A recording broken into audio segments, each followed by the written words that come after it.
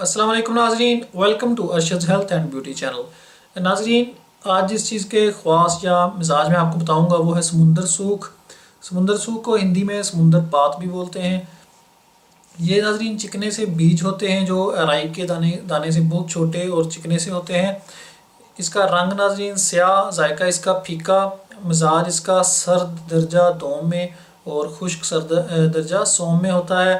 مقدار اس کی خوراک کی 3 ماشا سے 5 ماشا تک اس کو شہد یا شکر کے ساتھ بھی استعمال کیا جا سکتا ہے۔ اس کے استعمال اور فائدے، یہ ناظرین بے حد امساک پیدا کرنے والی چیز ہے کہ اس کو صحیح پراپر طریقے سے یوز کیا جائے۔ اس کے علاوہ پتلی منی کو یہ گاڑھا کرتا ہے۔ ڈیفینیٹلی اگر امساک پیدا کرتا ہے تو منی کو گاڑھا لازمی کرے گا۔ پیشاب میں اگر سوزش ہے، تھوڑی جلن ہوتی ہے تو اس کے لیے بھی مفید ہے۔ اس کے علاوہ جریان کے اور صورت نزال کے لیے یعنی ارلی ڈسچارج کے لیے جتنے نسخے بنائے جاتے ہیں ان میں یہ اس کو دیگر ادویات کے ساتھ، دیگر جڑی بوٹیوں کے ساتھ اس کو صفوف کی شکل میں یا معجون بنا کے یہ کھلائی جاتی ہے، تو بہت اعلیٰ چیز ہے، بہت فائدہ ہوتا ہے اس سے۔